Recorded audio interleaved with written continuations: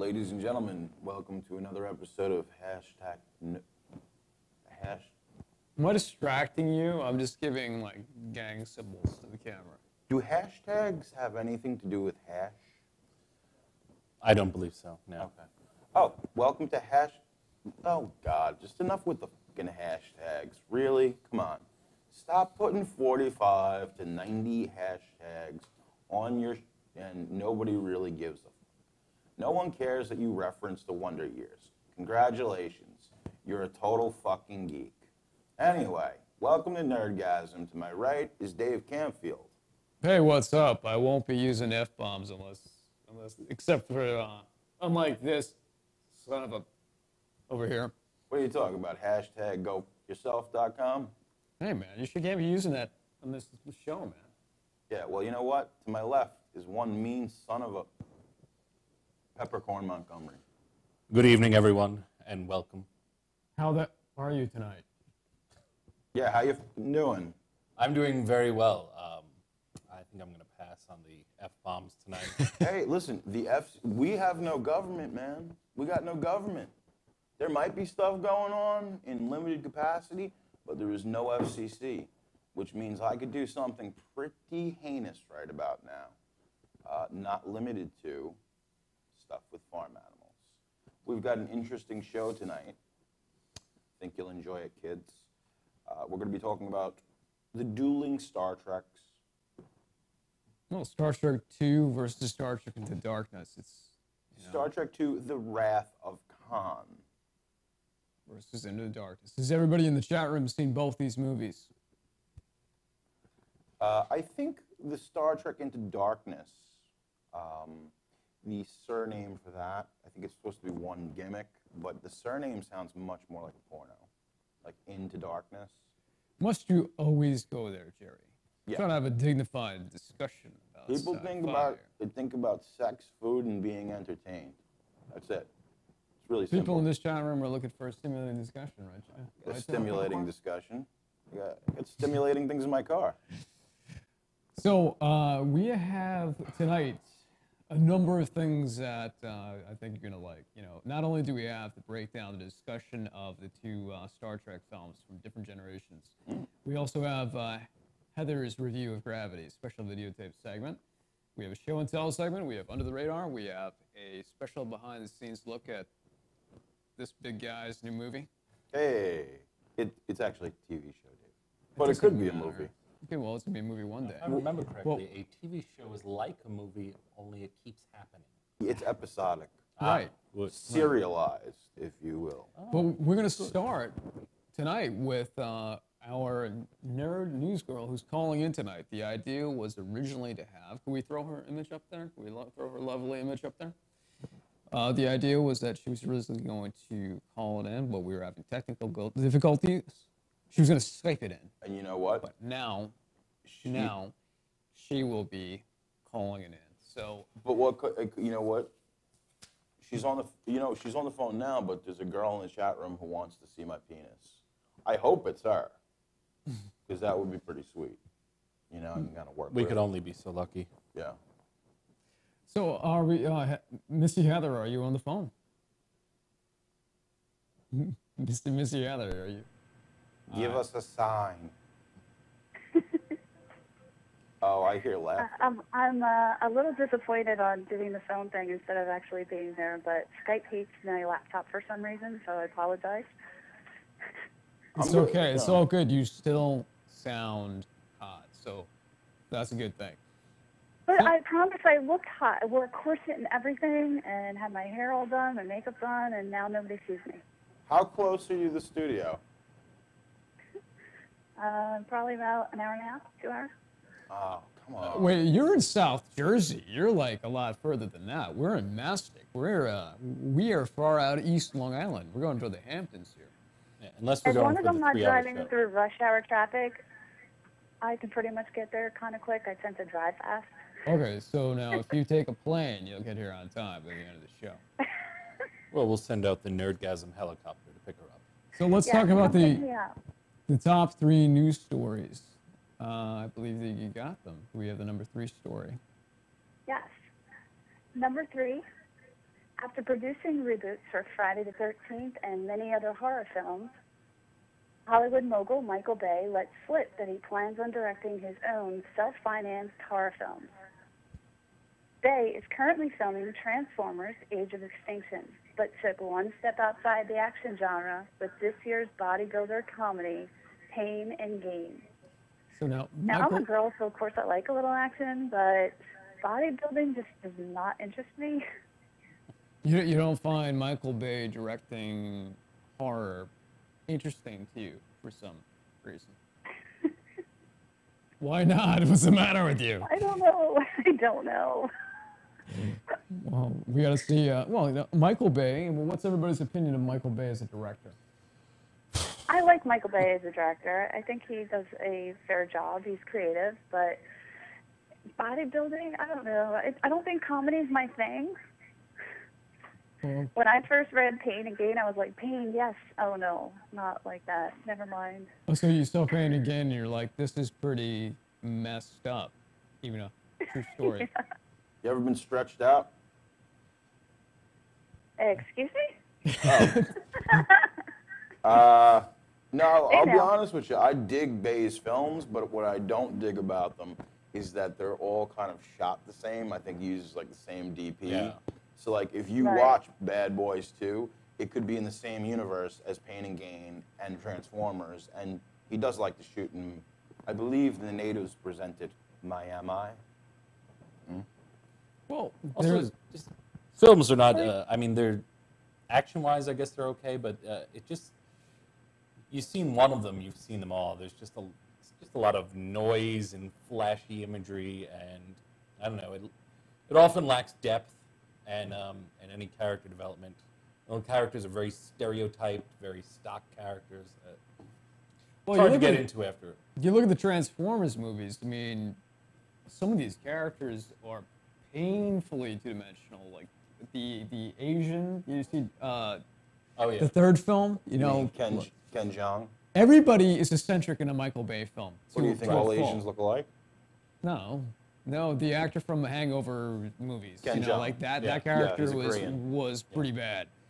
And it's because Michael Bay seems to think that everybody has to be eccentric to be interesting, to a fault. Yeah. So he might do that, the same thing in a horror film, but or he might dial it back. Who knows? It could be his best directing work for all you know. What is our number 2 news story, Missy Heather? Number 2. J.J. Abrams' Star Wars Episode 7 is rumored to have scored 2 potential titles. Latino Review reports that the rumored working titles for the film are Return of the Sith and Rise of the Jedi. But as of yet, just consider this a rumor.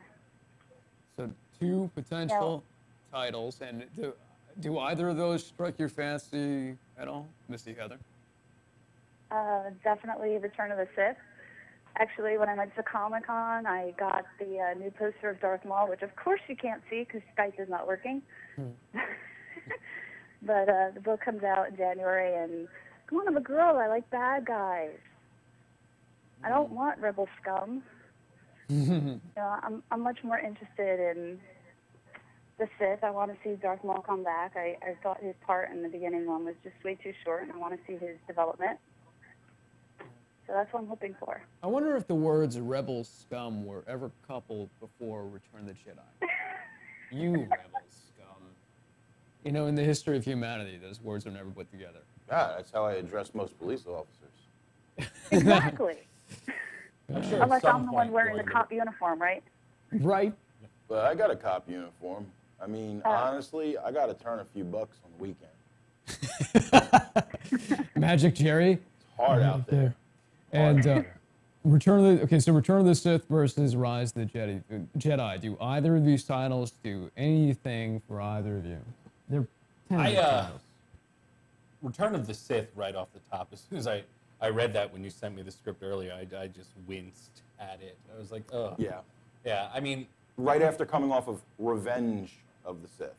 yeah, Revenge of the Sith and then Return of the Jedi. Rise of the Jedi, still, it's not great, but it was better than Return of the Sith. Personally, I'm going to say these could be working titles. Yeah. For the most part, the most likely, because they're trying to launch a new franchise here, essentially. There's going to be no returns, no revenge. Rise of the Jedi would seem the most likely. It seems that Hollywood likes to go through these phases where they use Rise, like Rise of the Machines. Dark Knight Rises. Yeah, Rise of the Lycanthropes with the Underworld films. So Rise is almost out of fashion, so I doubt either one of these titles would be it.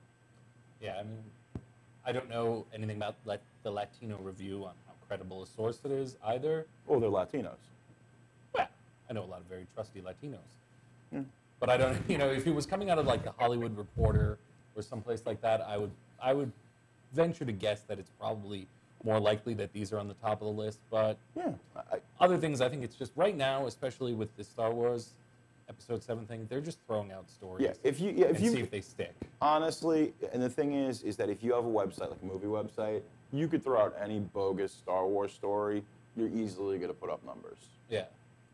I mean, if George Lucas goes out and has a Danish, then everyone's going to assume that Jabba the Hutt is bad. Yeah. Another rumored title was A New Dawn.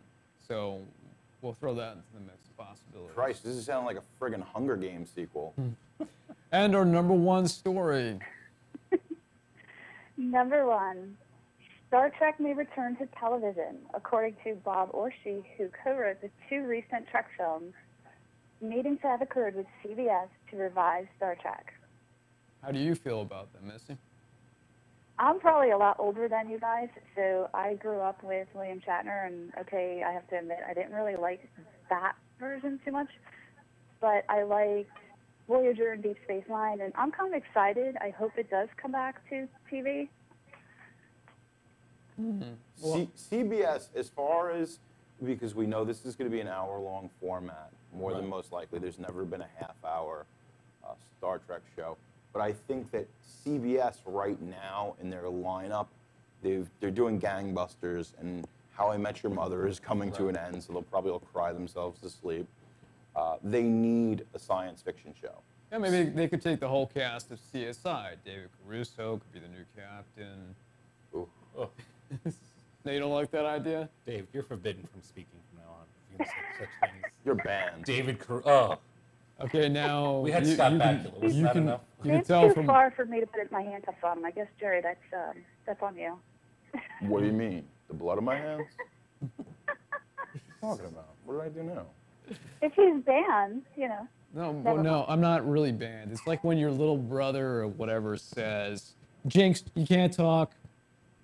It doesn't matter. There's no validity. Dave's No, little brother? no police on this planet is gonna ban me from the show. And I was kidding, but David Caruso would obviously make a much better Spock or Vulcan than he would have Oh, Captain. well, now I agree with you. I've always wanted a ginger Vulcan. You had to go there. So, Misty, what are you currently working on? Currently, I am filming The Spy Files, which is Surreal Design Inceptions, and I get to be kind of myself, a happy, flirty, bouncy kind of character. Good deal. And it's such a stretch for me to, flirt with people. That's horrible. I absolutely hate Mario for making me do such things. Usually, you walk around in the nun frock, so it is a big departure. The nun habit frock. That's when I first met you. You were dressed as a nun. Pretty much every time I've seen you since, you've been dressed as some other kind of nun. This is the first time I'm ever seeing you in this kind of outfit. So, what's the name of that program that you're gonna be on? The name of the web series is called The Spy Files. I played Larissa. Right on. And I'm filming again on Sunday. And we get to go to all different places, and Voorhees and Philadelphia and pretty much all around. And if people follow it, it'll be pretty cool because we're going to go to Crystal Lake and all these weird areas and hint on all the horror stuff that we love so much. That and also Pandemonia, which I get to be a cop. So part of my homework is I get to go to the firing range and have a gun in my hand. So that's kind of hot. Hell yes. Literally. Yeah. Yeah. Well, it's wonderful having you on the program. And we will have you back at some point with your visual intact, with your face. You dressed up for no apparent reason after technical difficulties, so we apologize for that. So Yeah, I'm really Miss- sorry. Oh, Missy, I'm gonna hit you up later on Friendster. Ooh, Yeah, I don't think I'm on there. I'm more the FetLife kind of girl. I don't think that website's been in existence for like 5, 10 years. I don't know. It was a very But for those of you that don't add, I'm gonna hit you up at Jerry, I know. AOL. I'm gonna use my. AOL. Oh my God. Yeah, I'm. Your Are you Hotmail older than account? me? Can you send me pictures like revealing pictures through AOL with dial-up, and it'll be like. No, sorry. I'll all get, all like- the revealing pictures of me are in books, and you have to pay for them. Really? I don't send things Jerry's for not free. gonna spend money on Sorry. books. Look, what am I gonna do with the book? The pages are gonna be stuck together. I mean, I can't do nothing with that. What Well, am I I gonna hope do? so. I hope I'm cute enough for that to happen. That's actually a compliment. See, dudes jacking off the chicks. Always a compliment. But Missy, Starting off very well, again, strong what was the tonight. name of the television show? Because Dave just keeps jabbing me for some reason. The name of the television show is called The Spy's Files. Okay. And what is your actual stage name, young lady? I've never asked Missy her. Heather. Missy, yeah, just find her by Missy. Missy Heather. Heather. If you're on Facebook, it's Missy Heather 37 or Missy Heather Kitty fan page. Yeah. And if you don't like to listen to me talk, but you want to just see sexy photos, then add me to Instagram, which is Bouncing Betty 37. I'm at Jerry Hara. Can you find me and add me so I can look at your creamy cleavage on a daily basis? I think I have you, Jerry, and I have your other profile as well. That just means you're not looking. Maybe I'm not looking hard enough. They say it was a good day to die hard, but it was a bad movie. But I'm still Yeah, hard. that last one was horrible. It really I'm was. sad It to did- say, and I love Bruce Willis. I totally do, but that last one I just could not sit through. Don't tell I tried. co-host Joe Winchell that he might break into tears. I don't think he liked the so- last one. No, he didn't. Yeah. He didn't. We talked about this. But he did. He was like one of his defenders. He's like, well, you know, the last Die Joe Hard will film. defend anything. It was, it was so He'll preposterous. say he hates it, but then if you attack it, he'll just, that's the Joe Winchell style. Okay. Well, Missy, we loved having you on the show. We wish that we could show all these nerds, geeks, and fanboys and girls what you look like. But they do have a picture. And if you Google Missy Heather, this young lady, she's doing a bunch of projects, you can find her. And Yes, what's up? I appreciate that. And yes, I'm very easily found, and I'm usually in a corset and my undies.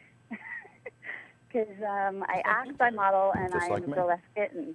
So Okay. any I could geeks out easily there turn that, this that into a like different that show. kind of stuff, Yeah. you know, I should be easily found. Easily found. Yeah. You know, it's like my grandfather. Actually, my grandmother used to say it. She's easy to wet and hard to dry. Okay, enough. We're moving on. Yeah. You're fired. Grandma used to say that. All right. Well, Missy, it was a pleasure speaking to you. Thank you for coming on our show. We really enjoyed it. Thank you, Yes. Missy. Bye, Missy. Thanks so much for having me, guys. No. We are now going to begin the discussion about Star Trek Into Darkness. Did you call Wait, her messy? No, I said Missy. wait a second. Before we get into the review, we're gonna now play a game, ladies and gentlemen. Are you ready for this week's guessing game? Are you ready? I'm kind of ready. Are you ready, Peppercorn? Yes. I'm very ready. Then let us Let's bring see up the it. picture of this week's mystery actor. Well, it's clearly Jerry. Oh, Oh. Okay. the light. So, okay, don't throw it out there. But you guys hold off. I want to see if anybody in the guessing in the chat room can guess who this is. It's obviously right there. Okay, I'm going to give you a hint. Fred Rogers? Harold Ramis. I'm going to give the chat room a guess. I mean, a hint. Oh, wow, that is powerful. That dude It in the pertain- picture hung up on us. Yeah, no, it's a good guess. Harold Ramis is a good guess. Is anybody else going to venture a guess as far as who this is? It is not Harold Steve Ramis. Guttenberg. It is not one of the Ghostbusters. But if you look at the titles that we are reviewing tonight, he might just be in. No. That's a huge hint. Oh my God.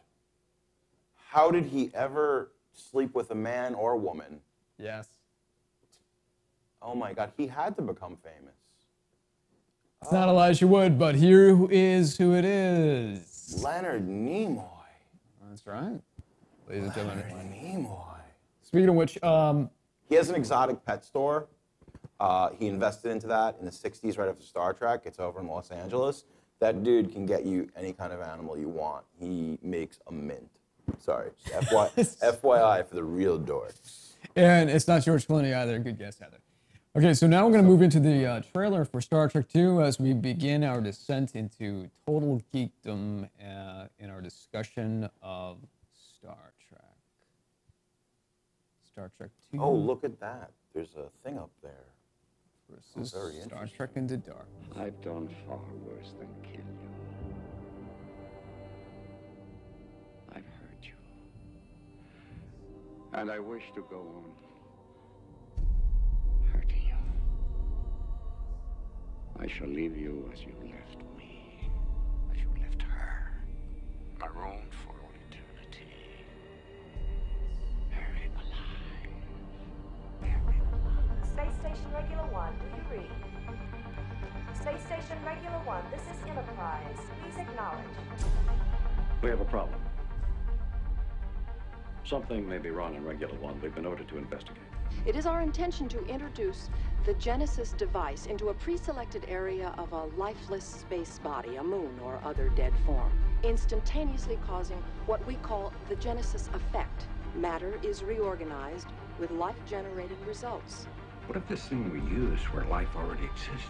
It would destroy such life. Admiral, sensors indicate a vessel in our area, closing fast. God, he's completely mad, Admiral. He blames you for the death of his wife. I know what he blames me for. I'll agree to your terms if, in addition to yourself, you hand over to me all data and material regarding the project called Genesis. We are free. You have proved your superior intellect and defeated the plans of Admiral Kirk. You do not need to defeat him again. He tasks me. He tasks me, and I shall have him. I'll chase him round the moons of Nibia and round the Antares maelstrom and round perdition's flames before I give him up. There's a man out there I haven't seen in 15 years. He's trying to kill me. It was the best of times. It was the worst of times. Message, Spock? If I may be so bold, it was a mistake for you to accept promotion. Commanding a starship is your first best destiny. Anything else is a waste of material.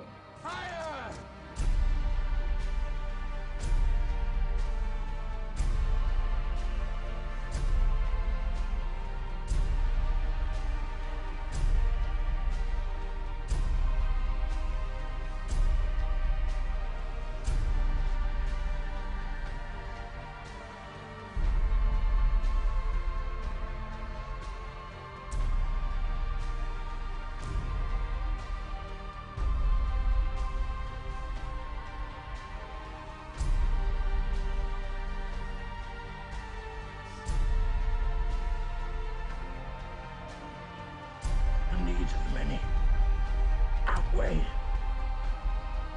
The needs of the few. or the one. Buried alive. Buried alive.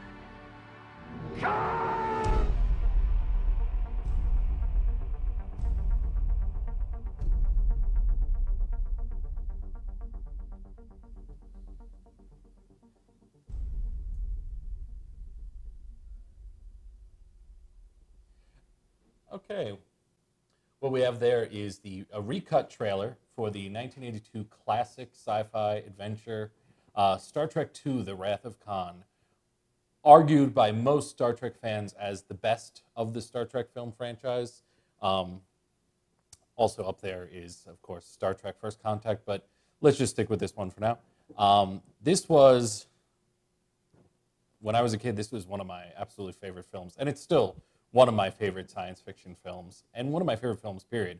As a Star Trek fan and a fan of the original series, I used to watch all the time with my dad, and then later on watched on my own.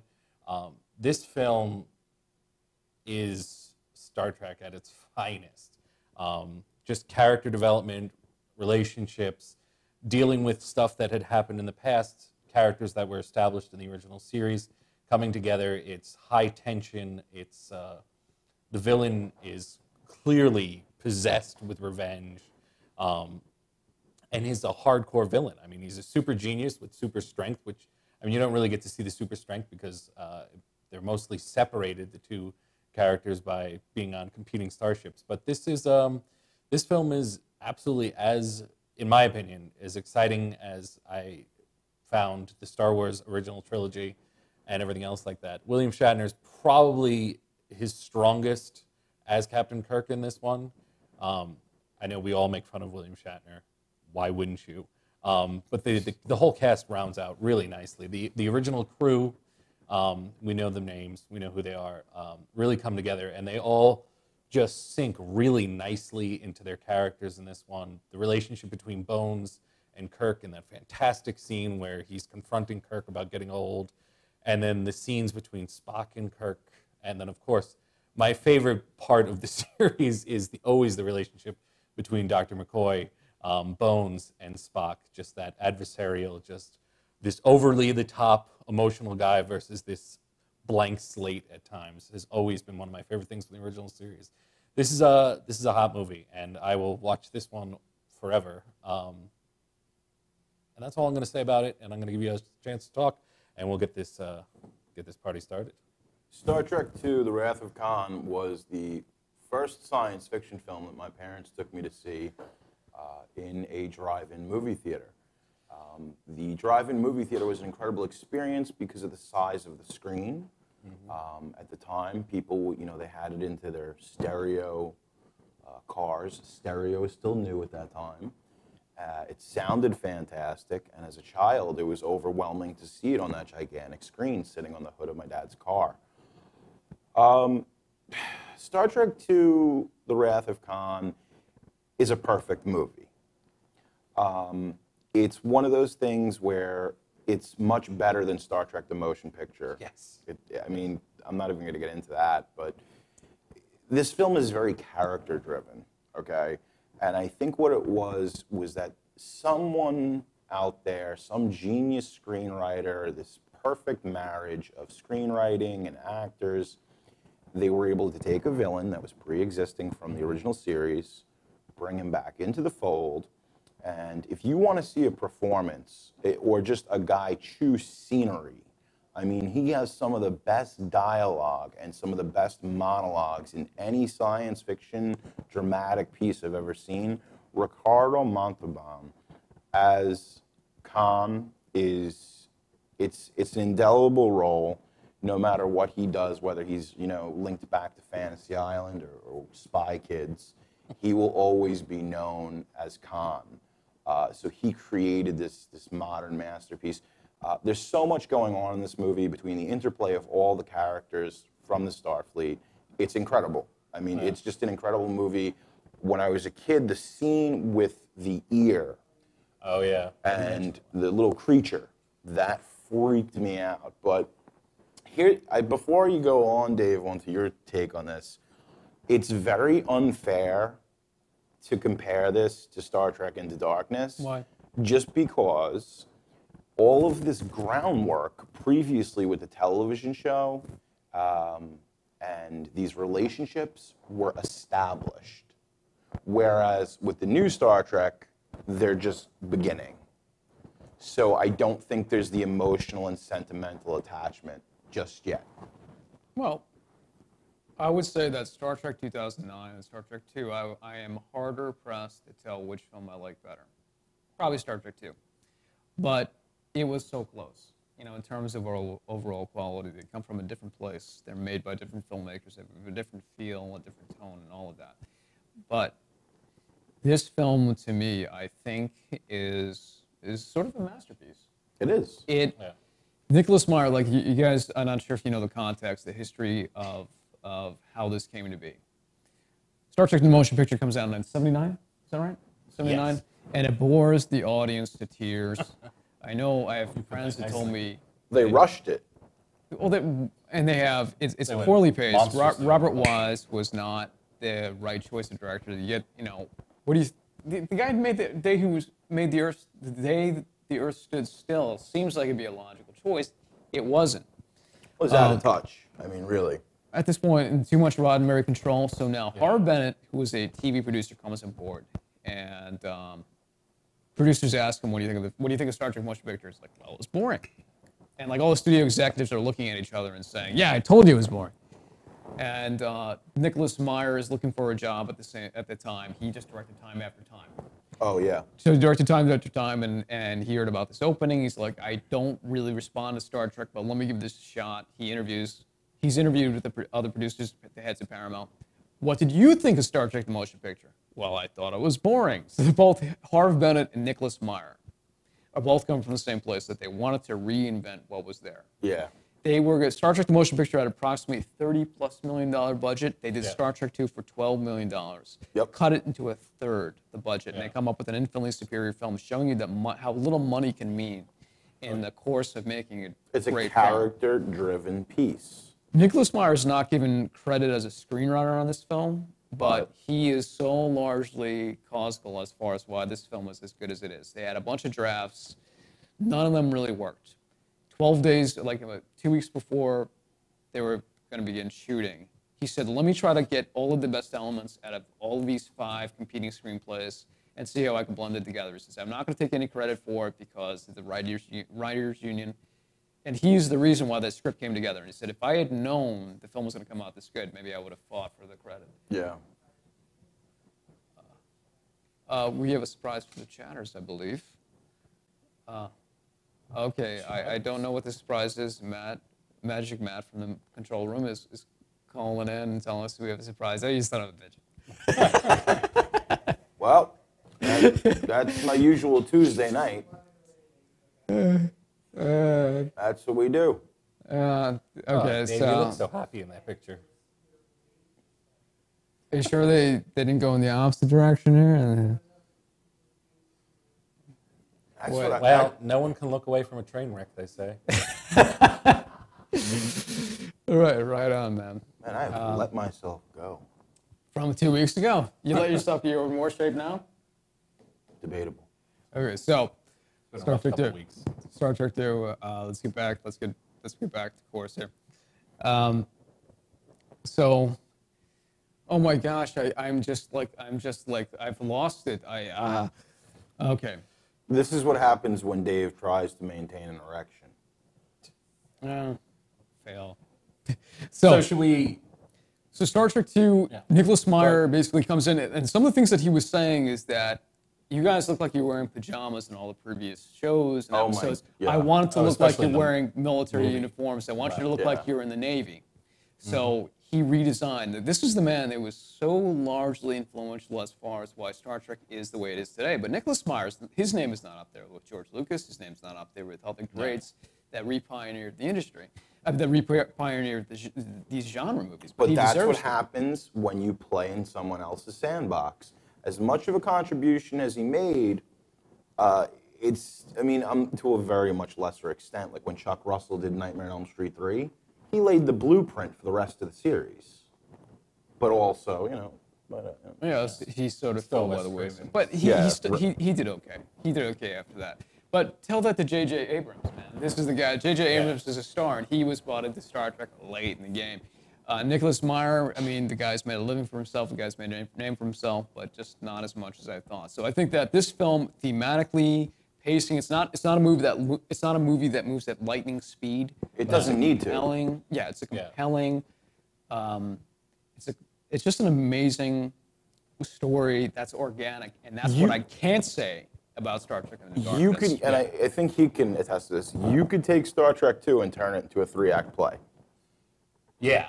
There's definitely you establish. These are characters that we've already known, but this is a movie that if you're not a Star Trek fan, you could sit down and sort of get the feel for the characters right off the beginning. Yeah. And then as it gets into as the film builds, the tension starts, and the tension does nothing but rise throughout. I mean, it ebbs and flows, which makes a nice little roller coaster ride in there too, where it's sort of that first attack on the Enterprise, and then when they go to Regular One and stuff like this, it sort of ebbs, but the tension is always there. I mean, these people are always in great amounts of danger, no matter what's going on, no matter how clever they are to escape. It's always impending, it's always moving forward. And even when you get to the big finale and stuff like this, even though you have a strong feeling, hey, it's a Star Trek movie, they get out of danger all the time, and that's one of the problems sometimes with franchises, you still feel there's a great amount of, you don't know how this is going to pan out, if it's going to pan out well. And in a way, this movie is tragic. I mean, it's 1982. I'm sure I'm not spoiling anything when I say that. Of course, the final the final battle, of course, can only be won, and the lives are only saved at the sacrifice of Captain Spock, who gives his life in there, and they have that incredible scene. It gives me chills just when you say it, because he says, "Remember," right? And that, just thinking about that, gives me chills. The thing is that the tragic ending is earned. I can't say that about a certain new Star Trek movie. It doesn't. Which we'll get to. It's everything that happens. I think. I mean, part of it's serendipity. You know, let's be honest that the pieces came together. Sometimes when you try, many talented people get together and they're all, giving their best. It doesn't always come together. Case in point, Crystal Skull. And also one thing that, here's Star Trek II is showing a man aging, and this is Shatner pushing 50. Why couldn't Crystal, now he's like 80, why couldn't Crystal Skull show that same level of humanity of a man aging that's an action hero that this film did? That's what's sort of what made it so human. Human frailty, and all of these qualities. Z-Man, I think I see you in the chat room. Where do you place Star Trek II in the pantheon of the series? We'll get back to that at some point. So I think it's about time we move on to the newest Star Trek debate film going. So we can throw the trailer that I would love to. Hey, we're gonna watch a trailer, kids. Into Darkness.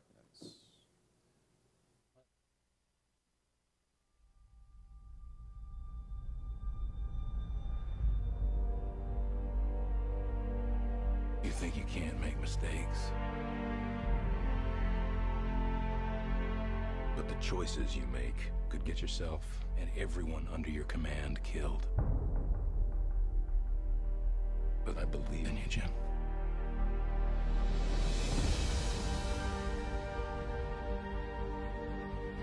Darkness is coming. This could just be the beginning. Beginning of what? All-out war. I request permission to go after him. I cannot allow you to do this. Jim, you're not actually going after this guy, are you?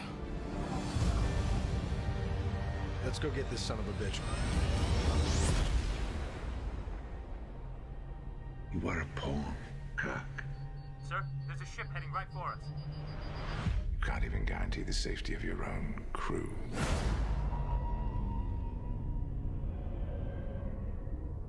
Now, shall we begin?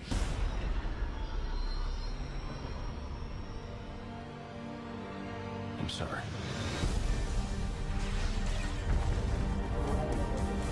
We're outnumbered. Outgunned.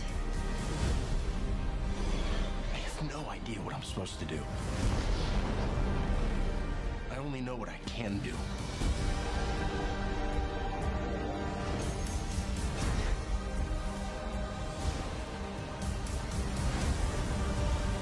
The ship's dead, sir. She's gone. No, she's not.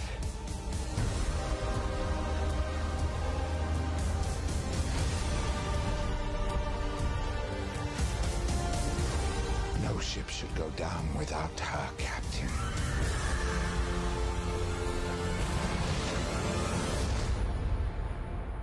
I believe in you, Jim.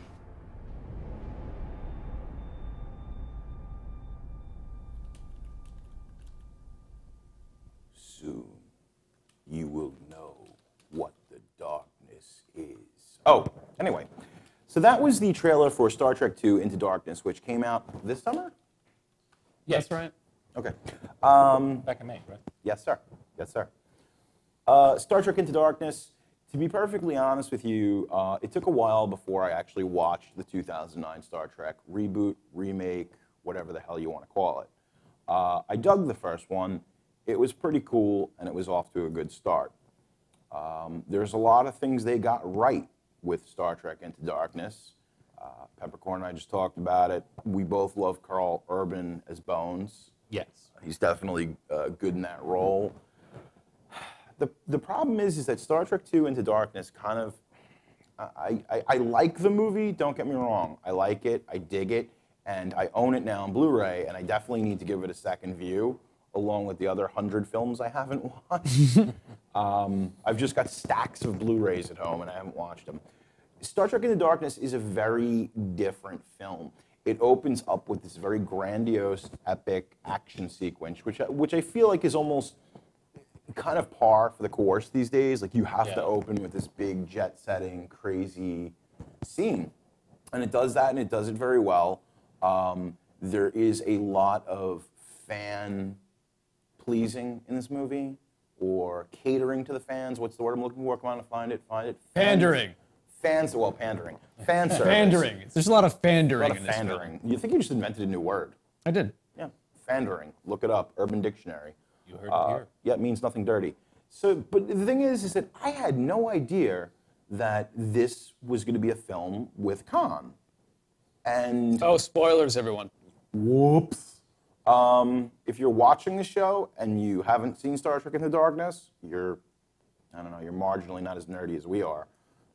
I feel better about myself. Anyway, the point is that Star Trek Into Darkness, it is merely just another episode. I think that's what these franchises have become. Movies have become just as serialized as television shows or comic books. And fortunately or unfortunately, this is just another J.J. Abrams Star Trek adventure, and pales in comparison. It's not really fair to compare it to Wrath of Khan. That's all I got to say. Sorry. If I can start off, that action scene in the beginning, JJ lost a little bit of his mojo in this film from a directing standpoint. I love Star Trek Into Darkness, Star Trek 2009. Great job. But this one opens up in what looks like a paper mache set with a lot of like bright, vibrant colors with too much mugging to the camera, and I don't exactly understand why this is happening. It's like action for the sake of action. It's kind of cool. It's not like Michael Bay action, which I appreciate. No, but it seems like it's almost obligatory. Like it's there's not a lot. being done. That is what I would call the film. It's a movie in search of a story in a way. It's like they have the elements, and I would still give this film like a borderline positive review because there's a lot to like about it. It's just that everything. It's the most average Star Trek film I've seen of the whole series. You average all 13 films. This is the sum total, between as good and as bad. Nothing stands out. I can barely remember the film after I first saw it, which is a bad sign because Star Trek 09 was it left such an impression on me. This is, I think, my favorite stuff in it was the character scenes between Kirk and Spock and Bruce Greenwood, Pike. Yeah. And I thought that those moments had a lot of resonance. I thought there was good acting in it. Carl Urban has grown on me as Bones. I think he's grown into the role. I wasn't right off the bat. I would say in the 2009 film, he's doing some weird Bones impression. Now he's sort of getting much more. He's made it more of his own. Yeah, and I like it. Like I have no objection to what he's doing whatsoever. He's really growing into that role. But there's a lot of repeats from the previous film. There's a lot of, there's a space dive in the previous film. There's a space dive in this film. There's a nightclub scene in the previous film. There's a nightclub in the previous film. There's Kirk in bed with a creature with a woman you think, and it turns out to be an alien. All of these beats are repeated. And it's clear that they had a timetable to get this movie done, and that's what they cared about. It's just another episode. Benedict Cumberbatch? Yes. I think he's going to be one of the great all-time actors, but in this film, he does have moments of hammery. He was fine. You know, but I'm gonna say Game Point and Ricardo Montalban. Benedict will be probably the shining star in the new Star Wars movies, but this, I think, is one step below his potential. Now I'm being maybe I'm being controversial here, but that's just how I feel about it. Star Trek 2, I give 10 out of 10. Star Trek Into Darkness, I give 7 out of 10. Oh, I guess it's my turn. All right, well, what can I say about Star Trek Into Darkness? It's certainly entertaining. I can't take that away from it. I barely consider this a Star Trek film at all. I got to be honest. I don't have a... It's like generic sci-fi, big explosion movie. Yeah, with just familiar names. Yeah, like we just like, here's a little Star Trek element. Yeah. And we're good to go. Yeah, I mean, first of all, here, let me go through what I like first. Soften the blow a bit. Some of the performances are really good. I like Carl Urban's Bones in this one. I would have loved to see more of him.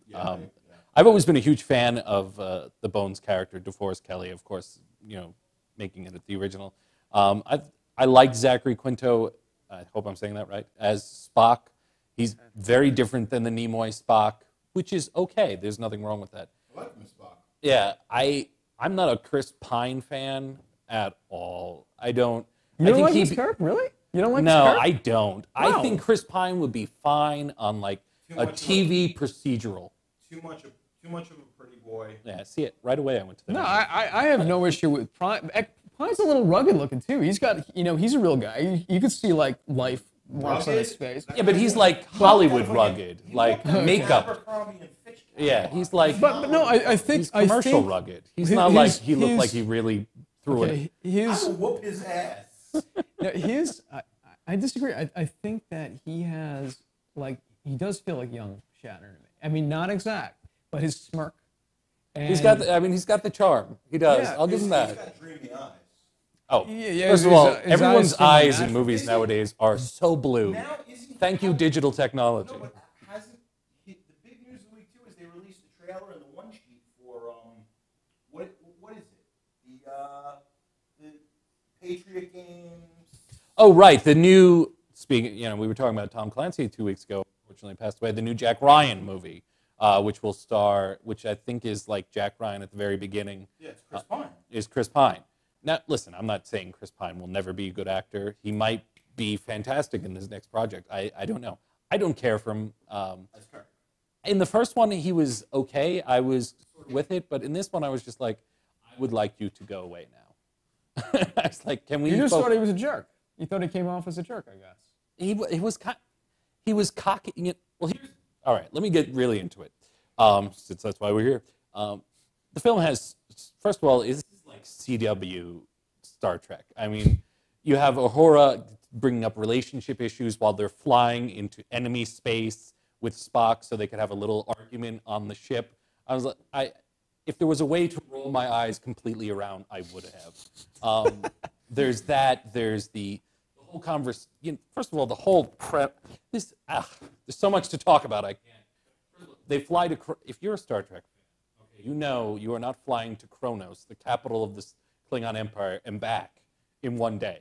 And they make a very clear point that they have flown to there and back to Earth in one day, even with warp speed. I mean, I was like, when I heard that, I was just like, I love you, Simon Pegg, but didn't anyone ever watch Star Trek before this? I mean, they just, there's lots of stuff like that. And the other thing is, are we done with the Enterprise versus the big bad ship premise? Star Trek Nemesis. There will be 20 Star Trek films to come, and they will all have a battle. Yeah, battles, great, but the battles is the same thing. It's the same one for Nemesis. It's the same one from the last movie. This one was, I was like, it's the big bad ship comes in, flies over, dwarfs the Enterprise, and then, they're overmatched, and it takes some real quick-witted, some niche glitch thing, or just... And the other thing is, Simon Pegg as Scotty, fantastic performance. His scene where he flies up to find the big, the USS Revenge. the NC, whatever it was, when he flies up and was just like, no one has any sensors and can't see him in this shuttle. The whole thing, you know, it's like there are so many plot holes in this movie that it's ridiculous. Would you say they're gaping holes? They're pretty. I think if as a regular just audience member and you just wanted to go see an action flick, you would have no problem with it. It's certainly not as big as gaping holes as you've seen in any other action. It's serviceable. It's a serviceable film. As a Trek fan, I think you'd probably almost be wincing so often that you would never really get to enjoy the good stuff. I want to read something that Z-Man wrote in the chat room. Z-Man is actually a critic at horrornews.net. He wrote that Star Trek II is the only Trek film for me. I've never been a major fan of the series, but I've always followed along. But II is by far the strongest film and the best performances and the most human story. And I wanted to add something about Star Trek II. And that's the reason why Shatner's performance is so much stronger in that film is because Nicholas Meyer as a director would basically, because Shatner has a way of just hamming up scenes. You know, Meyer would do 10, 20, 30 takes until Shatner would get tired. You know, and so that was his technique. Just keep doing the take until he stops acting. Shatner is exceptionally self-indulgent. Yeah, until he stops acting, and that's part of the reason why it was such a. Now, just and that was his, Nicholas Meyer also directed Star Trek VI. Right, he did. Right, which is my other favorite of that group. Yeah, and Star Trek IV. I really the 2, 4, 6. Heather wants to know why I don't read her comments. Well, because all your comments are sexually explicit, and I can't say them on air. Anyway, so I don't know. I could go on for hours about the issues of Star Trek Into Darkness. I would say if we're going to give ratings, Star Trek II definitely 10 out of 10. Star Trek Into Darkness, I can't give any more than a 5. Okay. Yeah. In 2 weeks from now, I'm not going to remember anything about it. My dad and mom are like the hugest Trekkies, and they did not see Star Trek Into Darkness. They're in Universal Horror. They are at Universal Horror Nights, which is very cool. My parents, they dig all that stuff. So mom and dad are walking through the wall. I got hip parents, man. They're like 60 years old, and they go do all this crazy horror and sci-fi. They used to take me to Star Trek conventions, and I'm more curious, like right now. Who the hell did you dress up as at a Star Trek convention? I didn't. When I went, my parents brought me, it was the early 80s. It was really the boom time for that.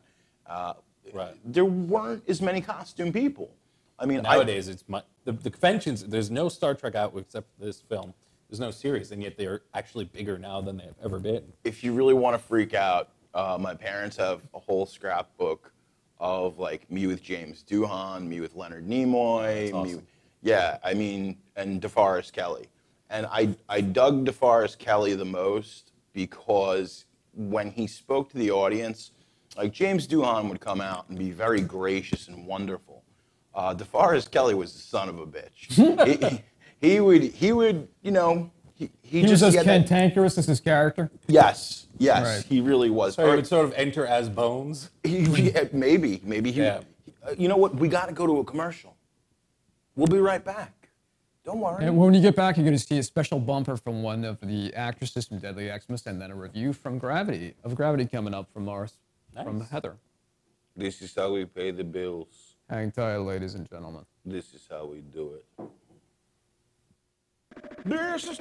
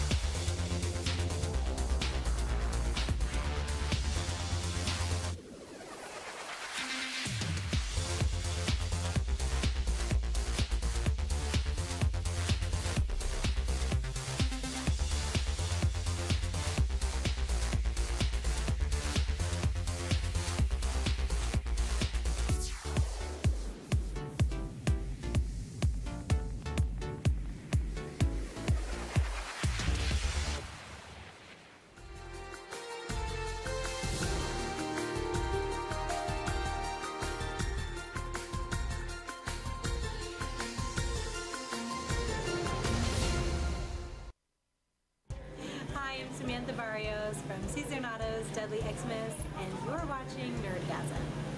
I mean, I'm not having a Nerdgasm, you're watching the program Nerdgasm. I could have a Nerdgasm at any moment because the show is so stimulating. In fact, the other day we were having a conversation about PBS. They have a show in which they're talking all things Shakespeare, and they discussed the actor who plays Poirot, whose name is escaping me, and Patrick Stewart both did Shylock, and they just, I'm happy about it. Just thinking about the fact that they discussed and compared their Shylocks. So exciting. Nerdgasm. Who was that? That's my co-star from Cesarnato's Deadly Xmas, Samantha Barrios. And what's amazing is in the film, she has a British accent. You would never guess that she's American. And we're going to be playing the film in Philadelphia this weekend. Philadelphia. Terror Film Festival, 4 p.m. on Saturday. And on the same day in Austin, Texas at like 11 a.m. And then on November 7th in California, in North Hollywood, it's time to be determined, like later in the day. It's the lead-off make film. the North Hollywood one. Are you going to make the North Hollywood one? You want to fly out there? And Philadelphia's a lot closer. Anybody in the house going to come down to Philly, see the movie? I would, but I have something. All right. So right now it is time for our review. See, I got in touch with the other Heather just earlier this week, and I said, I have an assignment for you. You're going to see Gravity, and you're going to review it. And so I came up with this segment. Heather's review of Gravity. Be warned that there are some spoilerish materials here. So if we can run that, that would be phenomenal, man. Gravity, my review.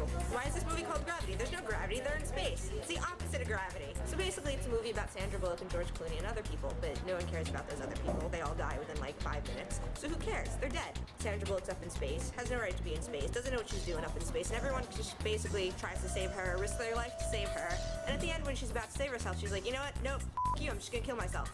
But then, big happy ending in Hollywood, because, you know, Hollywood has to have a happy ending. Gravity.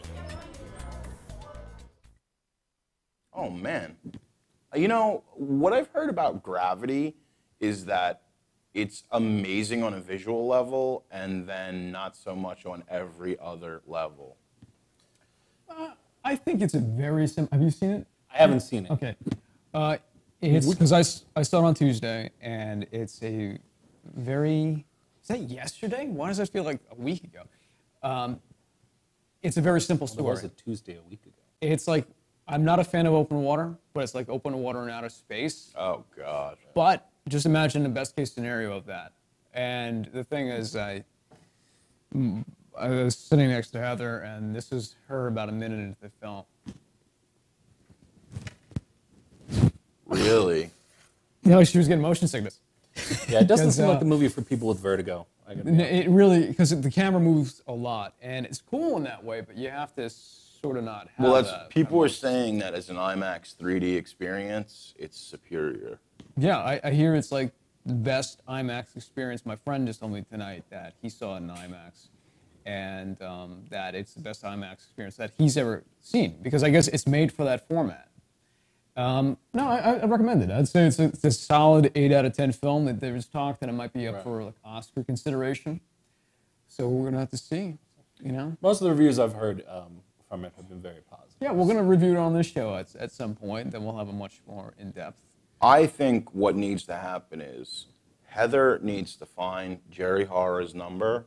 She needs to come over and explain this movie very slowly to me. You know, there's 2 Heathers watching the show, Jerry. Well, he's not picky. Yeah. Doesn't matter so long as your anyone name's... named Heather, if they would like to go, in fact, anyone named anything, if they'd In like fact, to go, anyone with a Y chromosome, hit Jerry up. even 2 Y chromosomes. Why be picky? Oh my God, I'm in an double X chromosome, son of a gun. That was almost the perfect joke. I blew it. Dave's so clever he doesn't get himself. Oh man. So you know, I dig the Heather that was in motion and speaking. He was better than the picture of Heather. Why don't say that? Don't give Heathers a complex. They're both Don't great. Those 2 favorites just because one was 2D and one was 3D. You know what?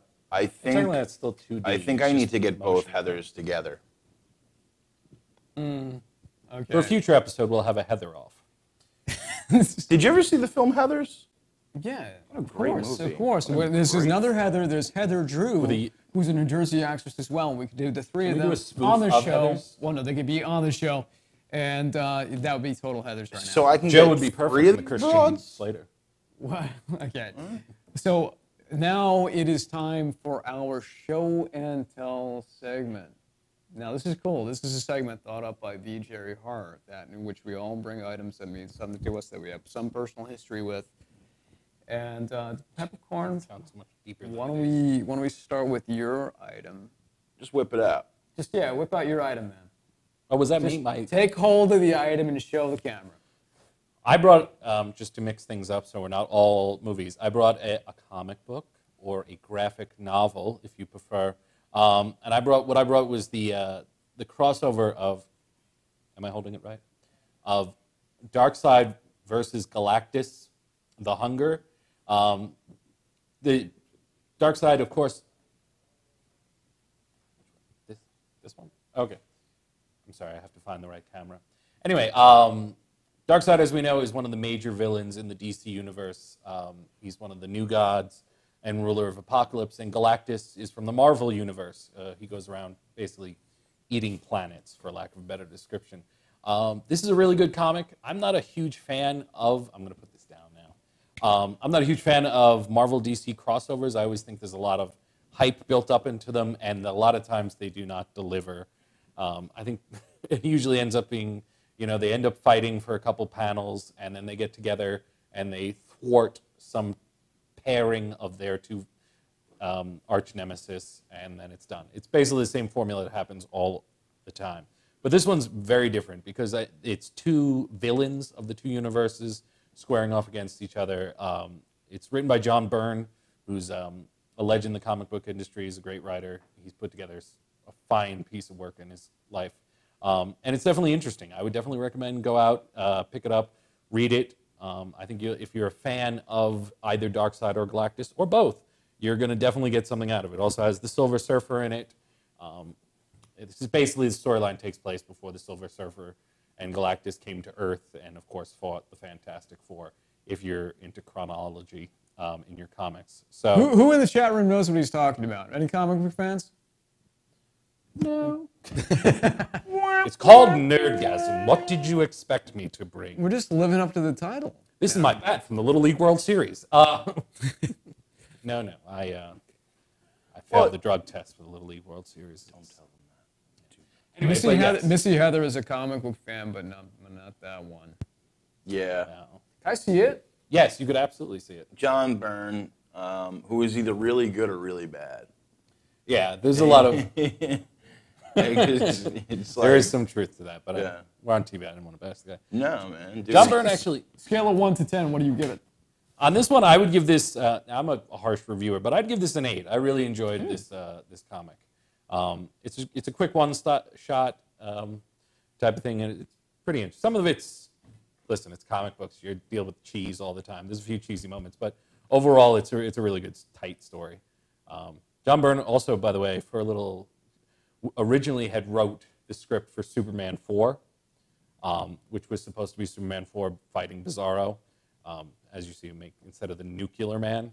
But in the end, most of that script was thrown out, and there was no Superman stopping nuclear war or anything else like that. But yes, that's my pick. Who's up next? Oh, Jerry, what is your show and tell item for this week? It's big and heavy. Pick it up, damn it. Where is it? Lazy son of a bitch. Here, Oh, let me grab your show and tell item. Oh. There you go. Which you totally got on your own. I did. All right, kids. This is a film canister. Now, it is not a flavor. It's not a free. I'm turning into Bill Cosby. I am like the white Bill Cosby. It's happening more and more. Let me move my drinks. I got mango in my brain. All right, check this out. So I pop this puppy open like this. This is 16 millimeter. 16 millimeter. Oh, yeah, Daddy. Are you ready? Oh, it fell off. This is what film looks like. There was a time before the digital age when this existed. And on this film, what was it? 16 frames? 24 frames. It's still 24. Wait. Still 24? I thought it was 24. 16 millimeter. Was that 24 frames a second, or maybe was it a little? I don't know, man. I don't know. But there was a lot of little pictures, like a flip book. Now, when things turn to Mad Max times, considering we still have a shut-down government, the other day I was with my lawyer, was trying to get something copyrighted, but obviously the people who run the Library of Congress don't have a job right now. This country's falling apart. No, I'm really serious. Are you Glenn Beck all of a sudden? Yeah, I'm going to start crying. I'm like America. Blah, blah. Glenn Beck. I want to rape him. He just needs a good raping. But this was film, and this is what people used to watch when Dave was 36. Now Dave is 105. That's right. He is the vampire Lestat. Bet you didn't know that. I am. And I rhymed like the cat in the hat. That was okay. So, but if you're gonna look at the inside of this sucker, you got. Look at this thing. The film and physical. There's something I miss about this because I just missed the film era, but physical film itself. Whoa! I think it's heavy. Frame by frame. Did someone just hit themselves? Was it just like, I think I missed some. No, something fell upstairs. Oh. Well, that's what happens when you spend the whole day with the WWE. You just want to like crush stuff over your own head. I do. So this is what I got. The reason why I knew so much about Star Trek, which camera am I looking into? I'm looking into that camera? Am I looking at that camera? I'm looking at that camera, right? You know, Matt Lauer doesn't do TV like this. Okay, so this is what I got right here. Wait, I'm looking at the wrong camera? Okay. Okay, so this item right here is View from the Bridge, and it is my favorite Star Trek filmmaker, Nicholas Meyer, the guy that was never much of a fan of Star Trek until he got roped into it and he redefined it. And this is his chronicle of not only how he got involved in the Star Trek film, his points of view on it, but how he wound up being in the film industry. He was a kid from Iowa, just like Kirk. And his stories are fascinating.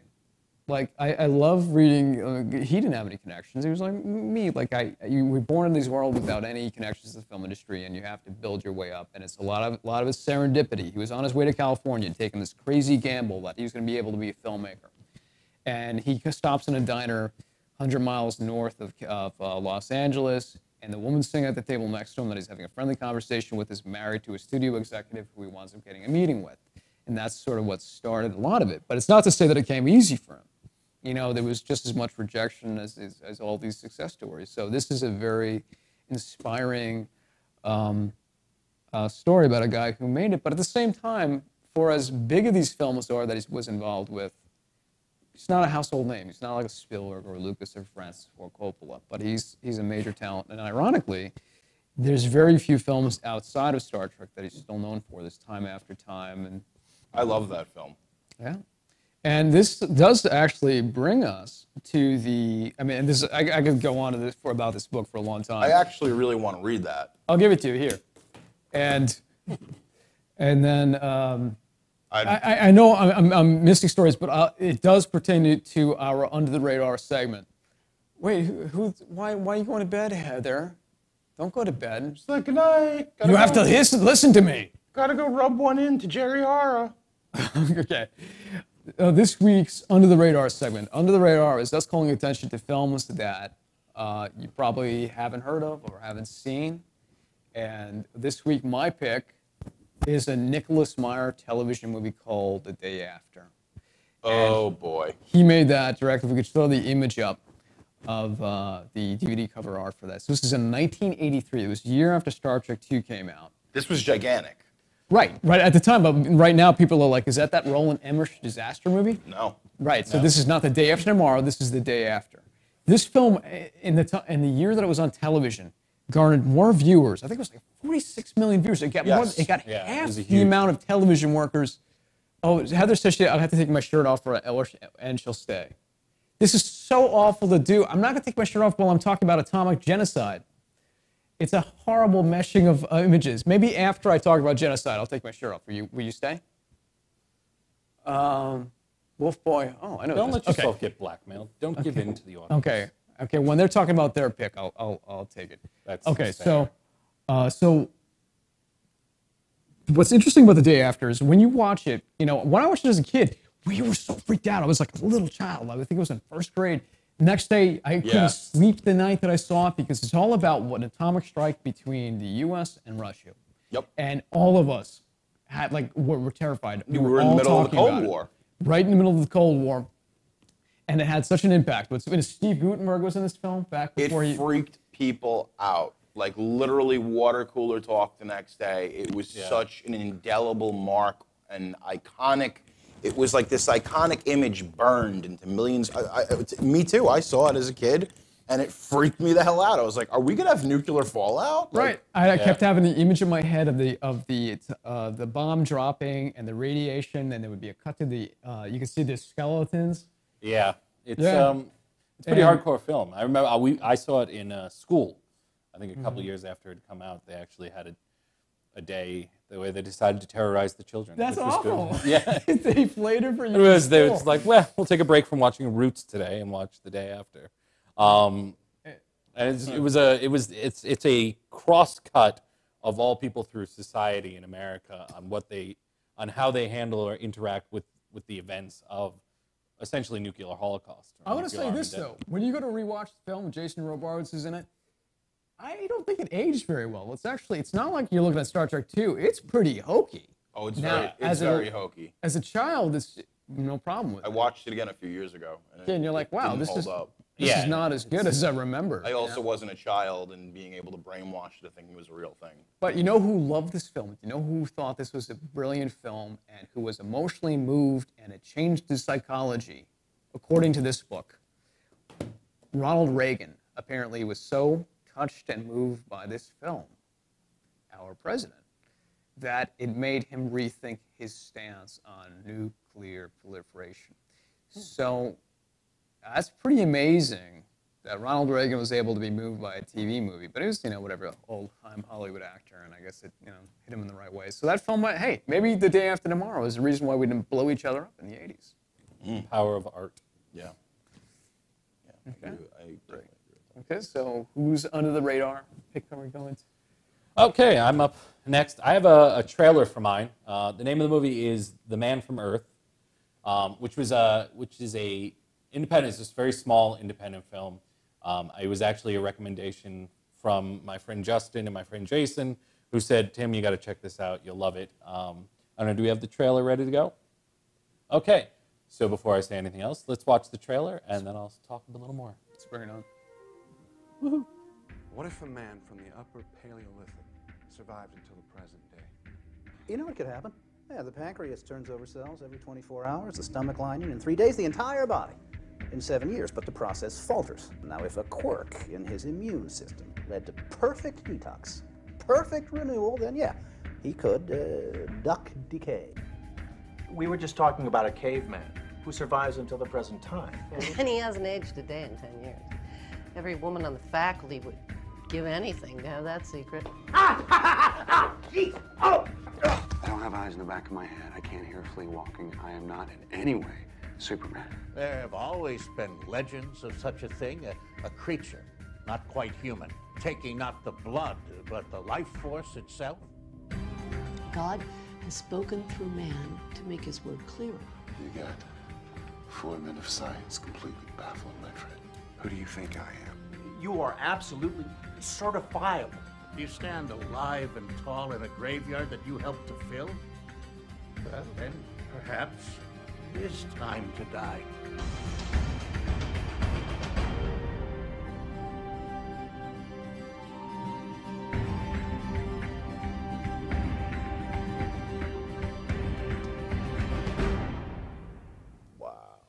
All right, that was the trailer from A Man from Earth. The basic premise of the story, if you didn't get it from the trailer, is that the main character has essentially lived for 14,000 years since since prehistoric times. He's just survived. He can't explain it, or he doesn't understand what has happened, or why he has been chosen, but he's essentially just endured and kept living and not aging throughout time. So he's sort of traveled. This is a science fiction film, surely based on just the premise alone, you'd imagine that. But it's very different. This all takes place with a group of characters. They're all professors from a college, essentially discussing the concept. He reveals himself to his friends, who are all scientists of different disciplines. And it's more about the evaluating religion and science and society and philosophy as it pertains to this. This is not, there's no action in this movie. It's just a deep down dig into the psyche of the human experience and everything that could possibly mean. This is the type of movie, if you're in one night and there's nothing on TV, check it out. I believe it's still on Netflix. This is a movie you can really sink your teeth into and really listen to the dialogue and get into it and be affected by it. It's a fantastic watch. I think, and a good time. So, I think I need to smoke a blunt and watch that.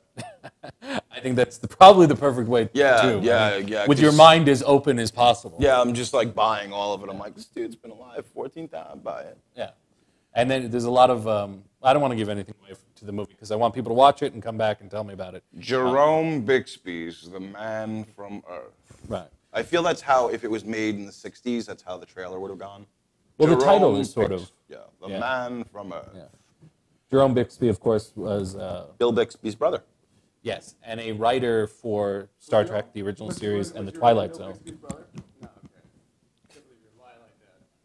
How many Bixbys do you know? Well, I have an Under the Radar. Do we have a trailer for my Under the Radar? No, you don't. You have an image because you didn't send them the... Well, doesn't matter anyway, because the trailer would give away too much. My Under the Radar this week is a little film called Curse of Chucky. Now, this is the sixth... What could be that about? It's about the Curse of Chucky. Oh. This is the 6th installment in the Child's Play franchise. This film delivers on all fronts. It has a slow start. We have Brad Dourif back as the indelible Chucky. This movie has... Basically, The Curse of Chucky brings the character, Charles Lee Ray, who is Chucky, the killer doll, the good guy, back to his roots. It's scary, it's serious, and Chucky is a nasty SOB in this movie. The pacing is a little bit slow. Some of the acting's a little bit hokey. It's kind of like one of those old dark haunted house movies, but with a killer doll. So it's extremely effective. There's a ton of gore. Chucky is at his best in this movie. Fiona Dourif, who is Brad Dourif, the voice of Chucky's daughter, plays the protagonist who receives this mysterious doll in the mail. I'm pretty sure that if you're a rocket scientist and or not, you can figure out what happens next. Chucky has never been better.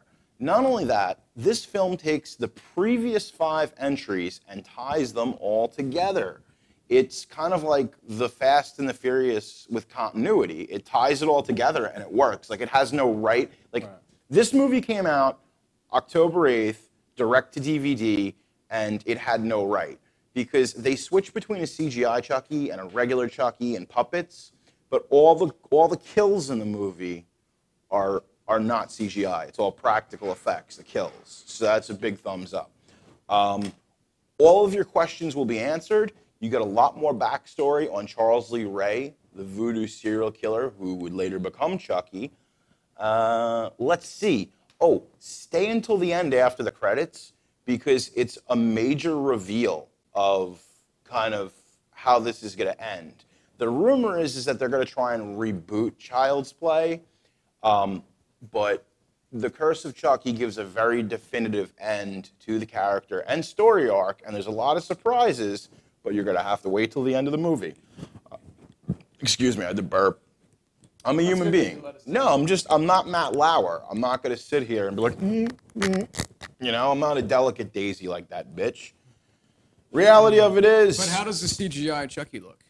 Good. Really good. Okay, I gotta say that I do this I felt like I was forced into doing this segment with my shirt off. We have a viewer that's saying if I don't take my shirt off, that she's gonna stop watching, but okay, now you got it. Are you happy?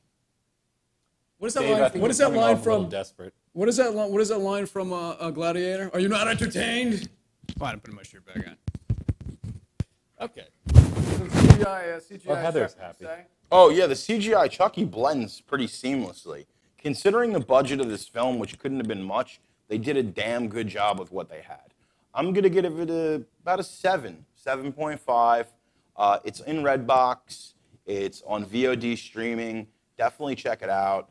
At Comic-Con this week, they had a 25-year retrospective of the Child's Play series, hosted by none other than Harry Knowles of Ain't It Cool News. That was really cool. I could not be at Comic-Con. I basically had to take some meetings that day. I was not allowed to have any fun, and it sucked. Yeah, but there's a lot of cool new wrestling toys coming out and Mattel stuff.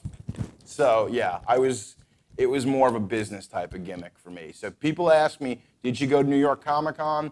In theory, yes. So Jerry, I heard you were involved in a film shoot this past week. I sure was, young man. Got a new show that we're going to be doing. We're shooting the pilot right now, and you can donate money at Indiegogo.com. It's called Pre. Essentially, I play kind of a nefarious film producer who is looking to get a horror film made called Disco of the Dead. And this is actually based on a true story. It's about 80% real, 20% fake. Totally different than what you've seen. It's a little bit like Always Sunny in Philadelphia meets Entourage, but the dark side. It's a very dark comedy and also a dramatic piece.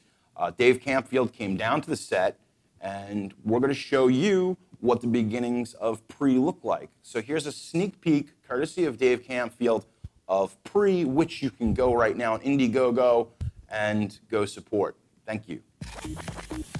They're walking, you're going backward.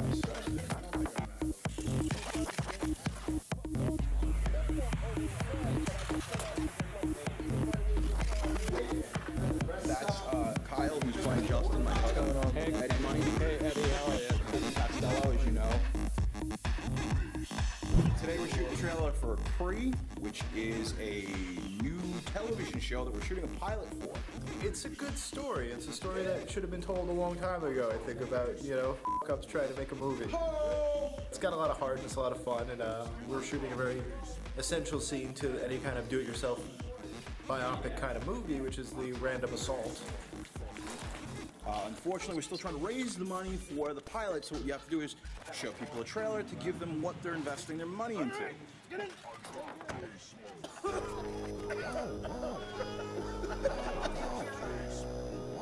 I'm playing Johnny, who's actually, It's like so autobiographical of a time when me and Jerry were trying to get a movie funded.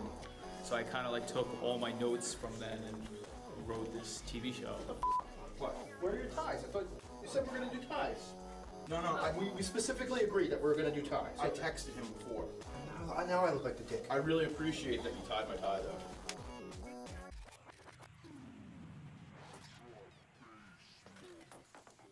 All right, so you can go check out Pre-TV Show on Twitter. Follow us. Go to Facebook, Pre-TV Show. Go to Indiegogo and support us. We're getting closer to our goal. We're also on IndieRain.com. We are in the top 4. We are right now at number 1 to get funding and as well as to get a lot of publicity that we could never afford. This is a great show. It's definitely for people who enjoy film. If you've ever tried to make a film and you know the ugly, horrible, yet beautiful experience it can be and how rewarding yet frustrating it is, this is definitely the show for you. Someone has a suggestion how we can raise money. Oh, man, yes. I will totally pimp Dave out, and I will be a bad pimp. Like, I'm 80-20. Well, okay, so long as I'm in Pre. Like, it's for art. You got to realize that. Like, and even like when you're like, making out with some old broad, I'm going to be like, it's for art. And he'll be like, Well, Dave will clearly do anything for the fans, so. Yeah, you're right, man. Anything. What's the matter with me? And I mean anything. Well, ladies and gentlemen, another show has come to a close. But if you tune in next week, as of right now, the plan is to do a special 90-minute retrospective of the Indiana Jones series. How are we going to fit all that goodness into 90 minutes? I mean, we could just not review the Kingdom of the Crystal Skull. Yeah, that's possible. That would be delightful. We'll just live in this world where it didn't happen. I love that world. Look at Shia LaBeouf. He's swinging like a monkey. Yay! He's a Monchichi. Even Matt in the control room was like having bad memories of that when we described it. He's like, ooh, God, I saw that. I was on a date. Fucking farted. Oh, sorry. Listen, but seriously, no one farts at the movies like my mother. As always, you've got this guy, Peppercorn Montgomery. Have a great night, everyone. That's Dave Campfield. Filmmaker, director, actor. And Gerald? Gerald Horror. Filmmaker, director, actor. We'll see you next week, everybody. Jerry Campfield. Well, we got married? We did. Why don't we have the closeout music yeah. with the celebration of our marriage? I finally have married the man that It's I love. only legal. Yes. It's only Now legal I in feel like a states where third it wheel. doesn't count. Right.